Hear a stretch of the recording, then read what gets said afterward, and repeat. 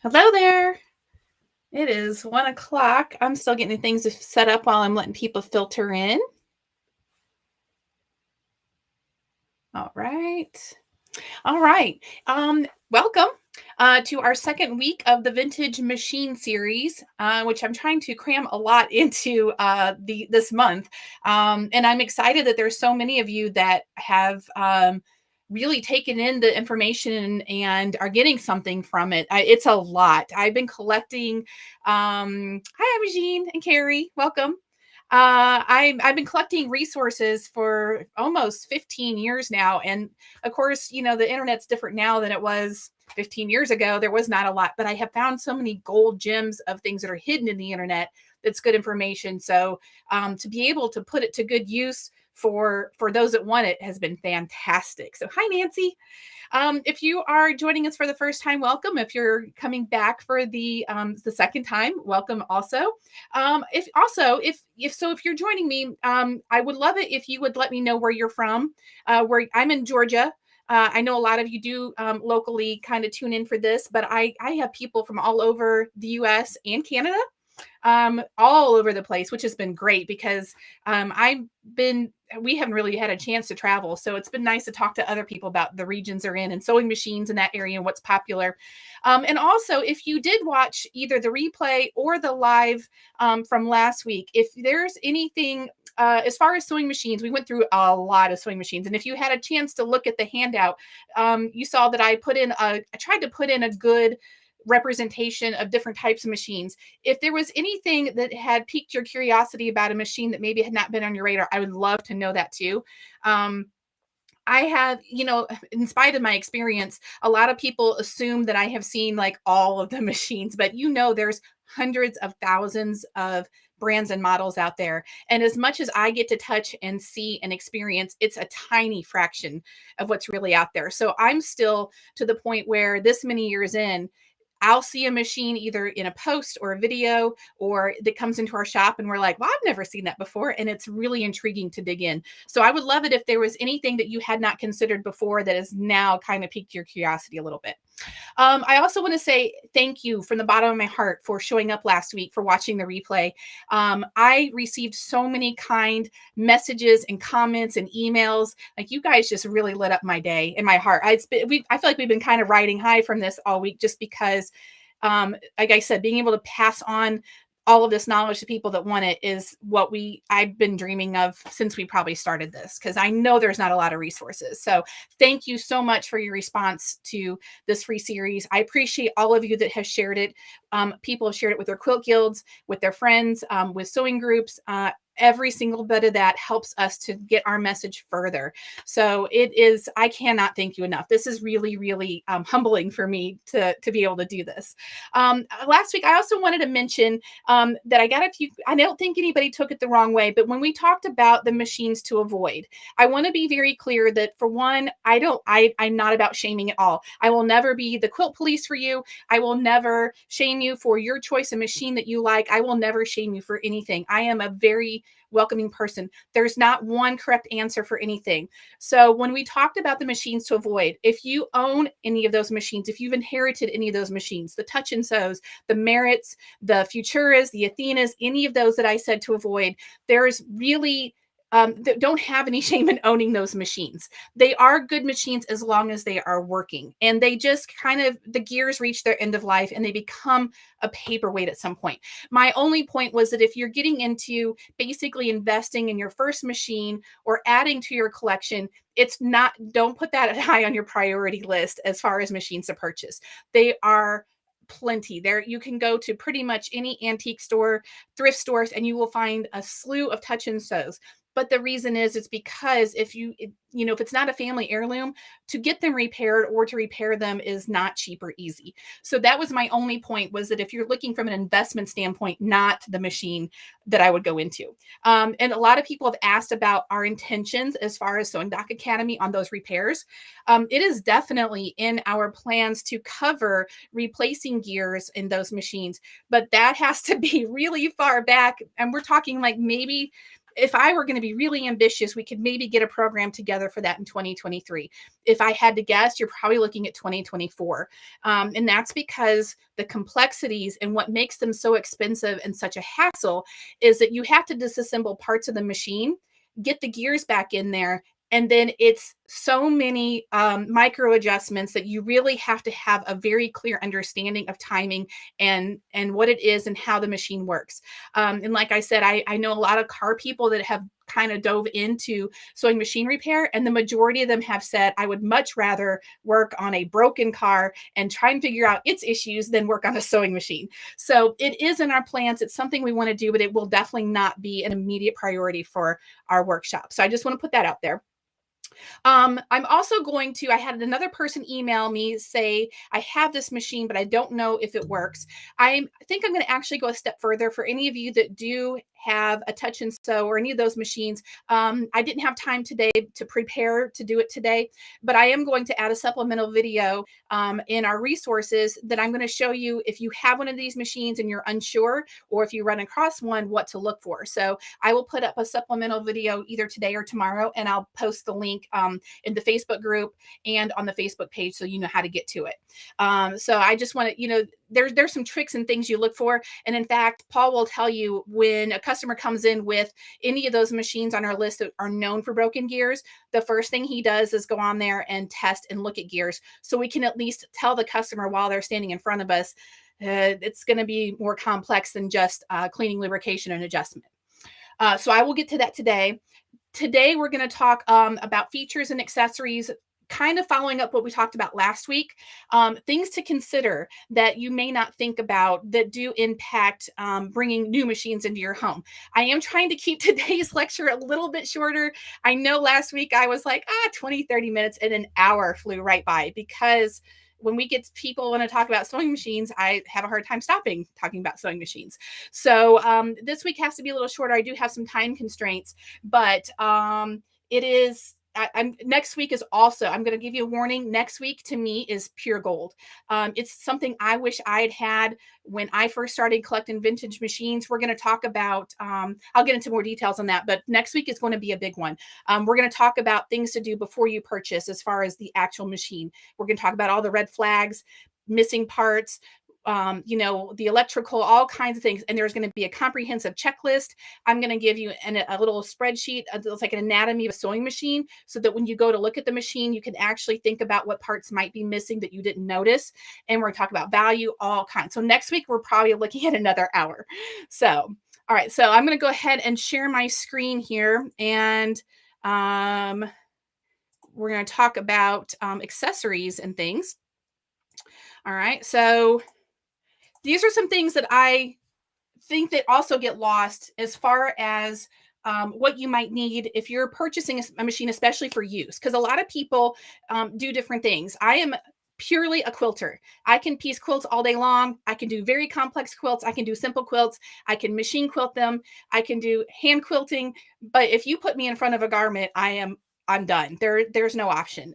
Paul is the garment sewer. He's the bag sewer. I am a one-trick pony. I can service, repair, restore, and troubleshoot machines, and I can sew a quilt. That's like where my skill ends. And I would never consider, do I need a free arm? And actually, 15 years ago, I would have been like, what the heck is a free arm? So Kenmore was especially known for free arms. If you're going to be sewing anything that has sleeves or pant legs or things that need to wrap around something to sew without sewing the two layers together, which is what I would do, you're going to want a free arm. They're not hard to find, but you do really need to be discerning about that function. So that's a Kenmore example. But they also are disguised. Like, you may not think about it. I see tons of these Kenmores come into the shop, and I love them.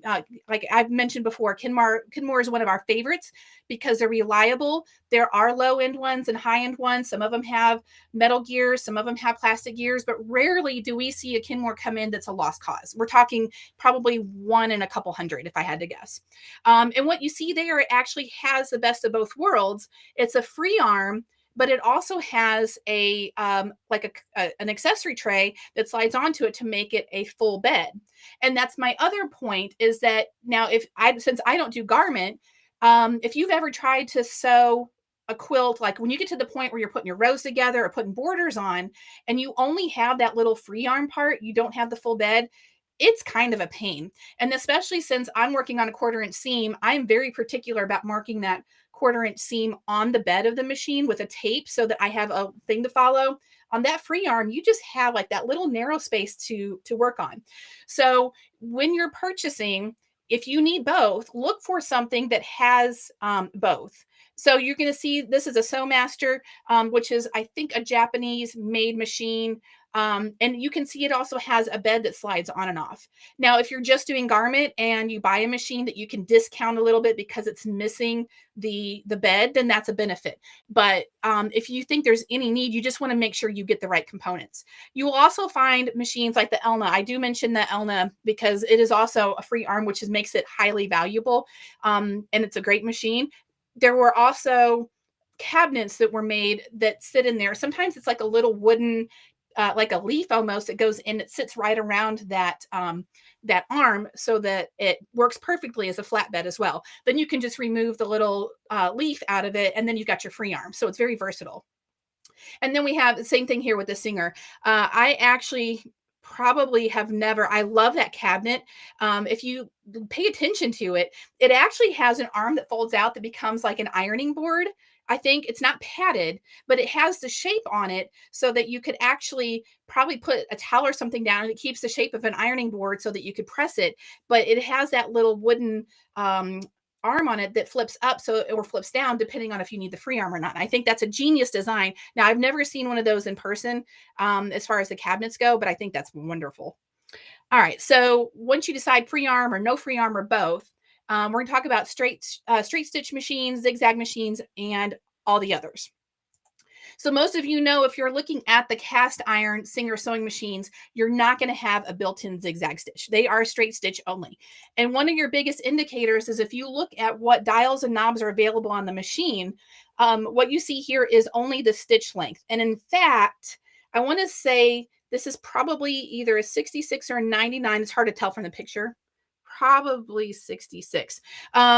It doesn't even have reverse. A lot of the 99s, if you just see a little round knob on there and no numbers, it does not have reverse. So if that's important to you, pay attention for that.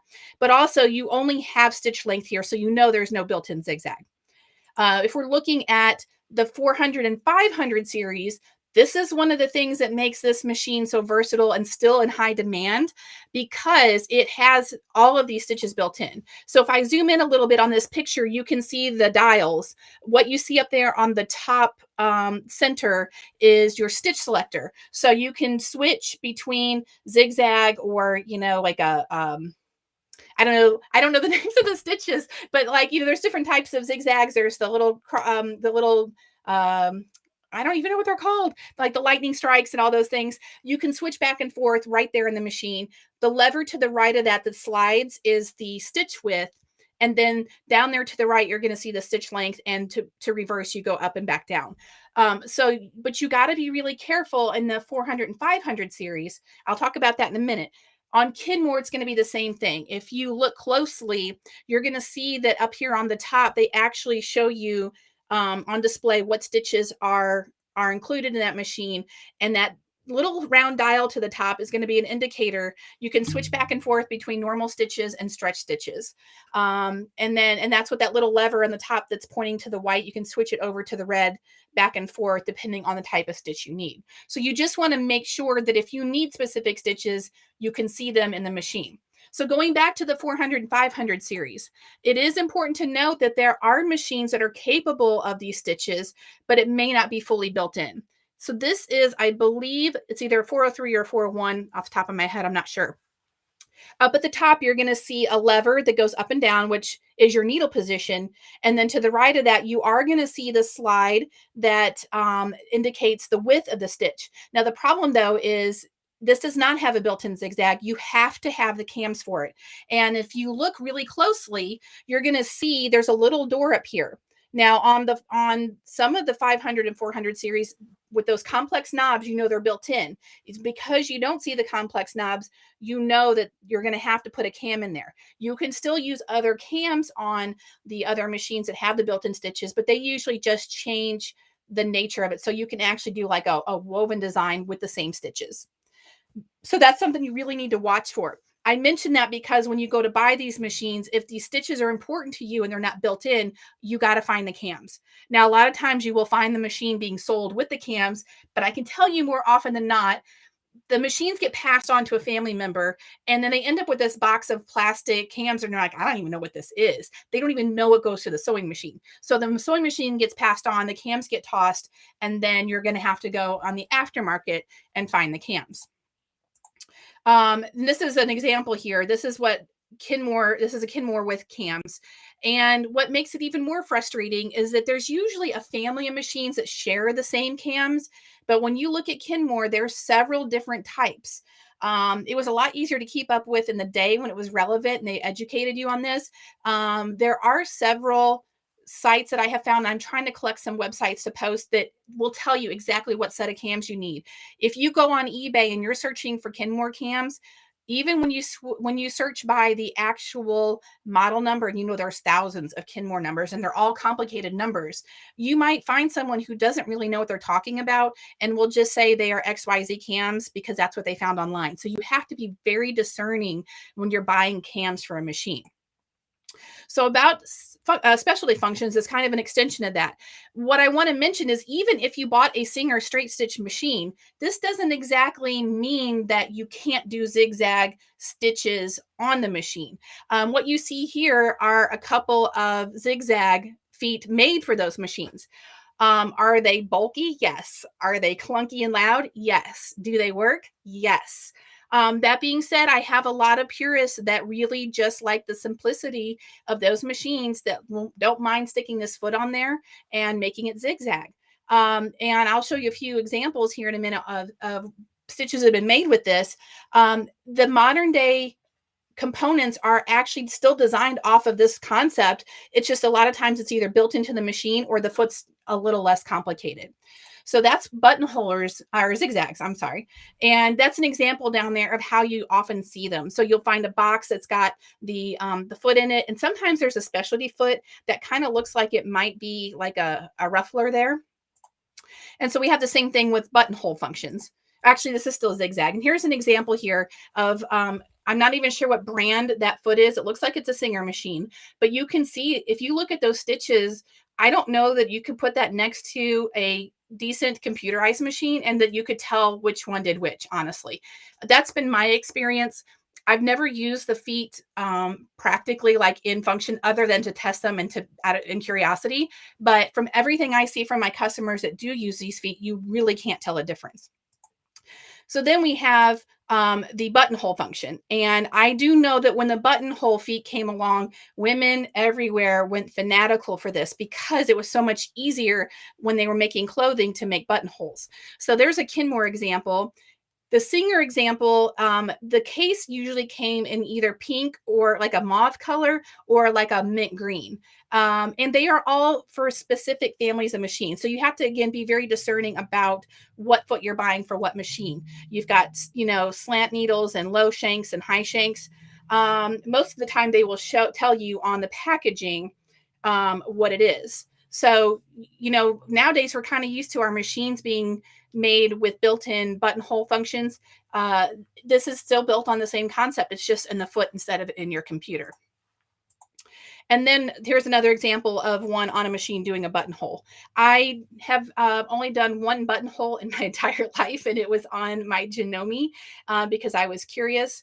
And I don't know that I got it exactly right, but from what I understand, when you get to know your foot pretty intimately, it does function the way it's supposed to. So as far as specialty stitches, again, I know we talked about straight and zigzag, but if you're a garment maker, you may need the stretch stitches. So if you're sewing with a stretch knit or jersey or latex, not latex, I can't even think of the shorts we used to wear back in the 80s, the really stretchy ones. All of those types of materials, you can get by with a zigzag, but some people need more complex. And here's a sample of the see, like the feather stitch, we just call that a turkey foot. So I don't really know the names of the stitches. I do know honeycomb, and that's what I was trying to think of earlier. Those are some examples of stitches that people often use when they are doing specialty work. And so that's something to keep in mind. A lot of the Kenmores do have those specialty stitches or some variation of them. And I want to say some of the singers do too, but I don't see it as often. All right. And here again, a lot of times with the Kenmores, you can still get these stitches just by using cams. So again, there on the right, you can see an example of a Kenmore with those cams that produce those exact stitches.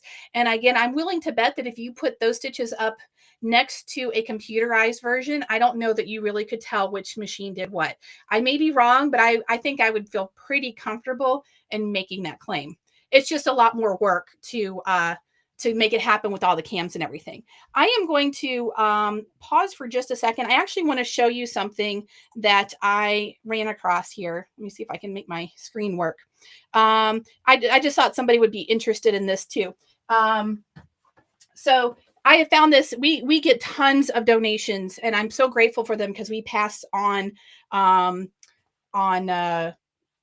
just parts people find, and they don't want them to go to the trash. And I'm grateful because we do pass them on. So this I found, this is in our stash. It's a monogrammer, and it does say here on the bottom that it says for slant needle zigzag sewing machines used with the 750 series machine. And this is one reason why we find so many of these is because they actually went to the touch and sew. The 750 is the golden touch and sew. So when those machines die and the gears are done, it probably got thrown out or whatever. And somebody had this and thankfully brought it to us. So I want to show you what's in it because this, I don't know, this stuff really just makes me happy. First of all, it does have the instruction book in it. And I'm not even sure that this was ever used, not even one time. So everything is pristine. It has all the instructions in here on how to use it. And then there was this paper bag. Everything is still intact. And inside the bag, you have the foot that goes over your the feed dogs, and it does have some kind of weird levers on it. I hadn't read the instruction book, probably not going to try it, to be honest with you. What else is inside, if you can see, is clear, but it has a positioning template, and each of these letters at the beginning of the letter has a little hole in it, so you can mark where you want your letter to start, where your needle should be. So you lay this down and mark your starting point. And then inside the box is the actual foot. So it's gigantic. I mean, this thing it probably weighs a good 3 or 4 pounds if I had to guess. But it's really big. And then you can see all of the cams in here are labeled A through Z. And I kind of messed with it for just a little bit. I opened it up and you can kind of see how it works. Just dry lubricant. I really don't think this was ever used. If it was, somebody cared for it really well. And then you take a cam. This is the A cam, I think. And it goes in here like this. And then this folds down on it. And there's a little thing that rides along that little cam and tells the foot what to do. So again, probably not practical, but it sure is fun. And like I said, I do have a number of customers that they refuse to go modern. They refuse to invest in technology and would much rather use what works every single time. So I had found that today. I also found a buttonholer here, and it does go for 700, 900, and 2000 series. Those are, again, all of the machines I mentioned, which are the Futura, the Athena, Touchtronic probably. And then, but it also says for the 401, the 500, those are the ones we were just talking about. And then you have the 600, 620, 630, and 640, and those are all your touch and sew machines. So a lot of them are made to go across many different families, not just one. So if you are on the market for these, if you have a box, I mean, it helps a lot to see what it was made for. If not, you're just going to have to do a little research to figure out what it should go to. All right, so let me get back to my sharing my screen here. I'm still not good at this part. I'm hoping I did this right. Let's see if I can make this work.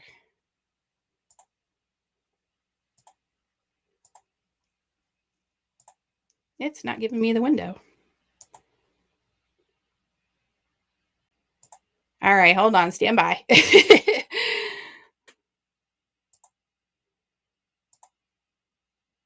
There we go. All right. I'm back on here.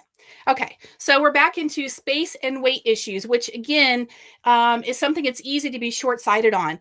I think I might have shared this last week, but when we first started collecting, we were not very discerning, and it's very easy to be very impulse. And when you see something you like, you just want it.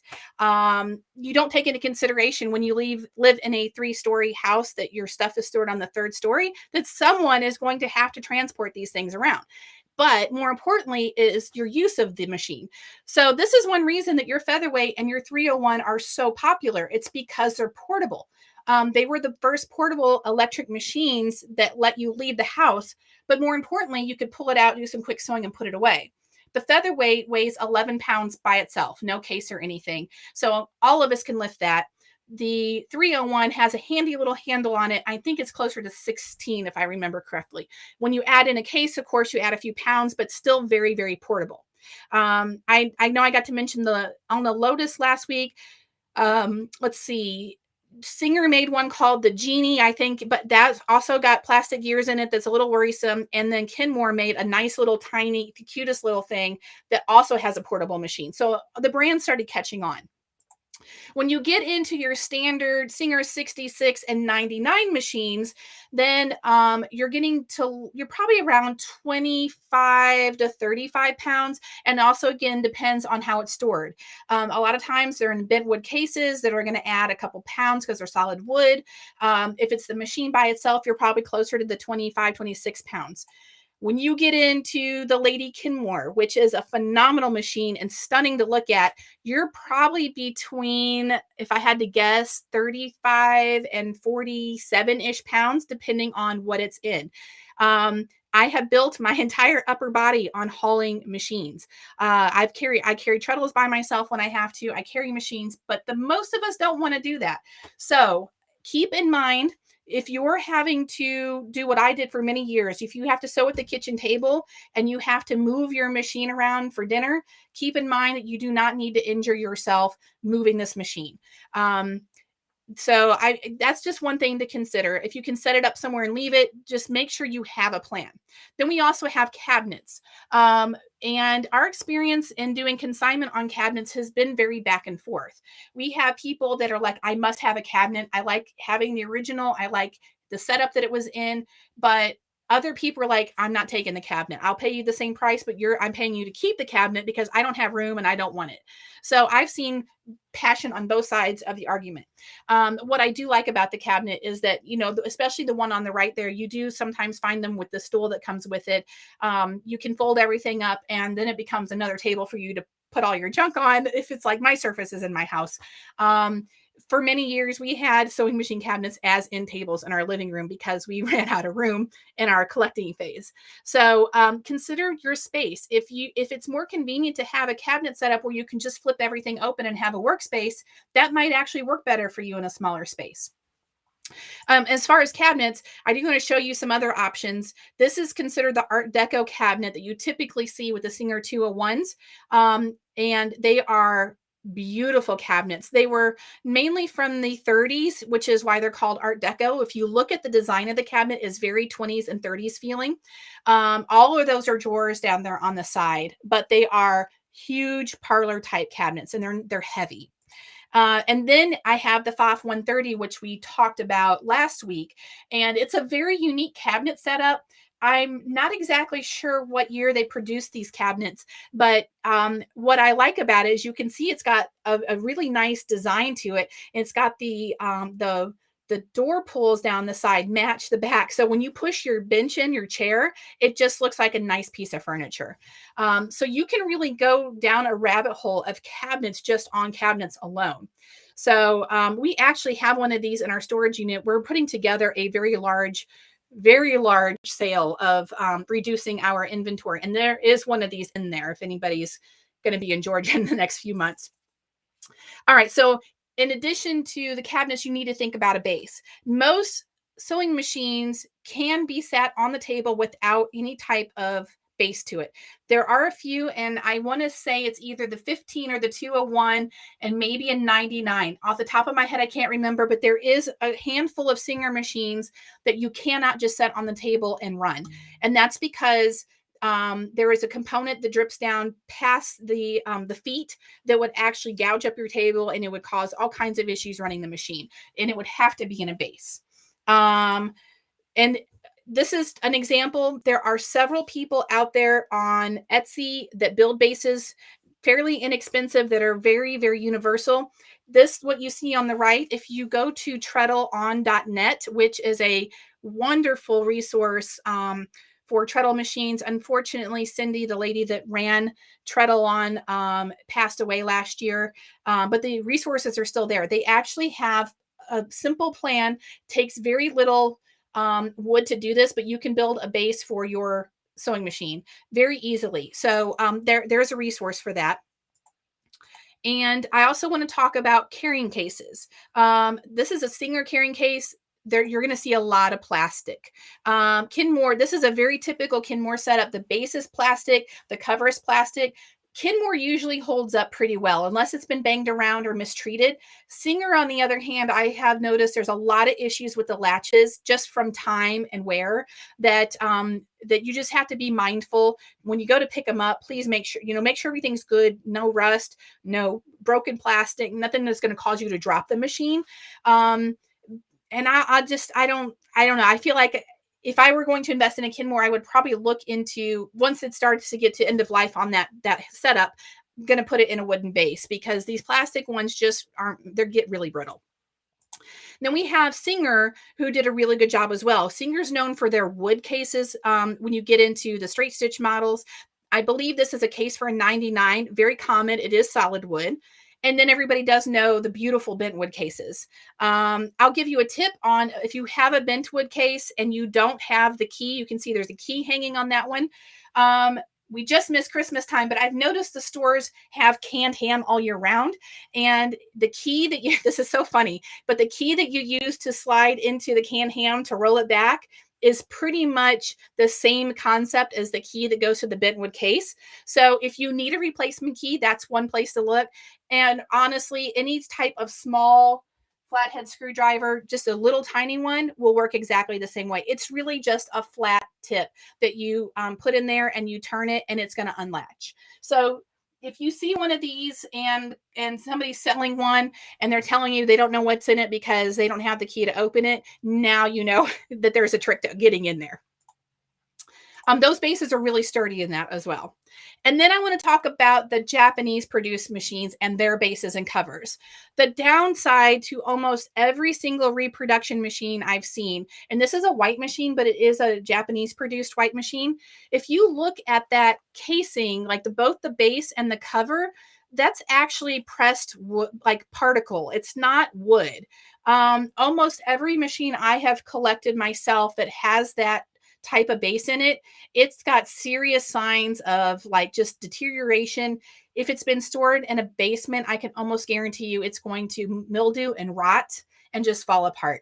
Now, I'm like, this is an example here. I'm going to give you a close up. It's just fabric covered pressed wood is all it is. So the first thing you see is that those little hinges where you tilt the machine back, those start to go first because of the wear and tear on that part. But eventually that particle board is going to fall away. So you will see a lot of listings on Etsy for people building bases because they know that these are going to deteriorate over time. All right, so that's what I have this week. I am going to it probably be a little later on getting your handout to you tonight because I'm still adding stuff to it. I just can't stop myself. So if you do want the handout, please let me know in the comments that you want the handout. I am going to message the link to you. I do not ask for your email address or your personal info. I'm not collecting. I'm just giving information for free. So on Facebook, leave a comment. If you're watching on YouTube, you can email or leave a comment. I'll get it to you.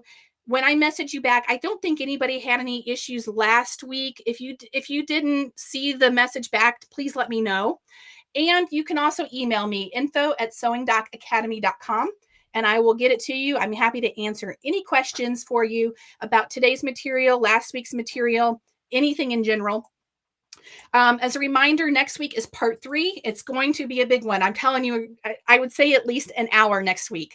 1 o'clock, same place. What I'm talking about is we've gone through all of this. Now you found a machine. The real gold is what I'm going to talk to you about going through to kind of diagnose the machine, how to weigh it. Like I said, the biggest part of doing this is your emotion.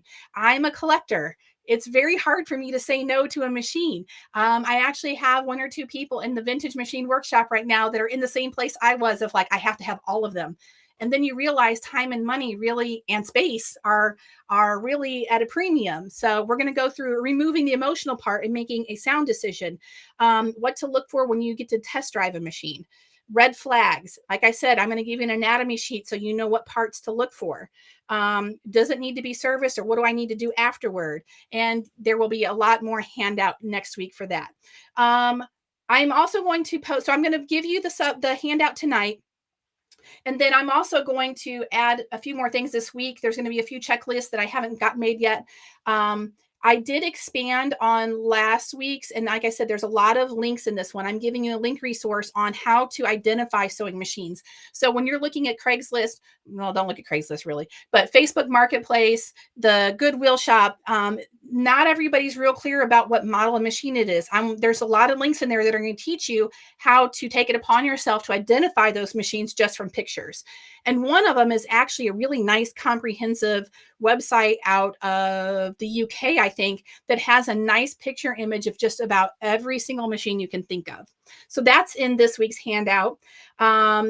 And let's see. So the webinar is going to be on the 26th. Again, that's probably about an hour long.